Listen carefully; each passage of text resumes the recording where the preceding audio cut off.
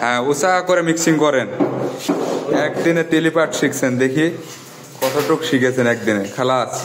হ্যাঁ স্মুথলি সামনের দিকে। হ্যাঁ সামনে একটু হালকা ধাক্কা দিয়ে তুলবেন, হালকা ধাক্কা দিয়ে তোলেন। হ্যাঁ হ্যাঁ হ্যাঁ এইভাবে। হ্যাঁ এবার শেষ দেন, পরিমাণে বেশি ঢাইলে নিয়ে চিকন করেন, চিকন করেন, চিকন করেন, বেরিয়ে যান, বেরিয়ে যান। মাশাআল্লাহ।